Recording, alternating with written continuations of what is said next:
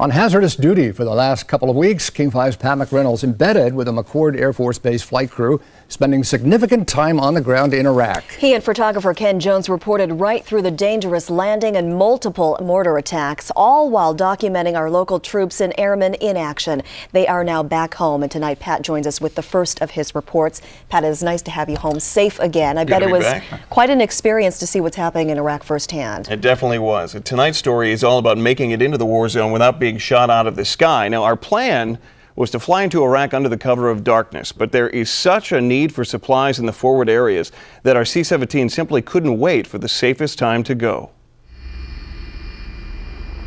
Loadmasters, if we come under attack, I'm going to go ahead and hit the bailout alarm. Roger, I'll probably see it before you guys. And we'll just get the hell out. In just a few hours, these men will fly into the lion's den. For some reason, we do take a shot out there. The first person that sees it calls it out. Their mission is to deliver tons of precious cargo to the men and women fighting on the front lines in Iraq. We'll do our best to get the thing safely on the ground. But to do that, this brave aircrew from McChord Air Force Base will have to land this heavy C-17 through a potential gauntlet of small arms fire and missiles. Final approach is the critical time. This is when the pilots shut down all the lights and reduce engines so that they cool off the plane and reduce the chance of actually being targeted by a heat-seeking missile. These are life and death moments. And it's amazing that all of this started 3 days ago with a phone call. Hello.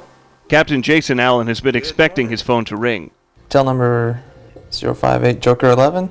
Alerts are common, and aircrews these days are gone for weeks at a time and have fewer moments to spend with their families. Where am I going? To Iraq. And where else? Germany. That's right. 2 weeks. Give me a hug. But saying goodbye to his son Brock and his wife Tasha will never be routine. She realizes it's part of the job, but she doesn't like it. But she's really supportive of it, and that definitely helps. The first leg of our journey takes us from McChord to Dover, Delaware, a brief stop to load the plane. These pallets hold anything from bombs and bullets to tires and toilet paper. No inch of the cargo hold is wasted, and loadmasters Ken Harp and Brian DeRosa make sure it is secure and balanced perfectly. A loose pallet can crush you, and too much weight in one direction can bring the plane down. This is Charlie Taxiway, and then the runway's right up there. Okay, From Dover, we fly 8.5 hours to Rhein-Main Air Force Base in Frankfurt, Germany, where McChord's 4th Airlift Squadron currently runs the show. We bumped it out to midnight. Yep. It is here that we are told the bad news. Due to increased air traffic, pilot J.R. Borey will be forced to land the C-17 in Iraq in broad daylight. Basically, they can't see you. It's harder for them to see you when we're blacked out. So we've got the advantage using the night vision goggles, so any little advantage that we've got helps. But today they're going to be able to see us. Well, hopefully not, but they could. One final walk around as the captain looks for anything that will hamper our approach into the war zone. A little excited, a little anxious, a little bit nervous, but we're ready to go do it. Go. Climbing away. Gear up. Get up. This leg will take us to Balad, Iraq, a base that is regularly shelled. I reset the weights and everything didn't change much. Okay. And so we should be okay. Airman First Class DeRosa has been mortared the last 6 times he touched down, the last one landing only 10 yards away. I think I was scared after the fact. It's sometimes things happen so fast, you just do what you're trained to do, and then after the fact you have time to think about it, and it gets to you. Bullets don't have nobody's name, man. It gets you anytime. That sober reality is squarely on the minds of these men. After all, it was a McChord C-17 that took a direct hit to an engine earlier in the war. That's why this approach has to be perfect. We are clear to land. Clear slats, flaps are full. As we break through the clouds, the Tigris River comes into view. Altitude.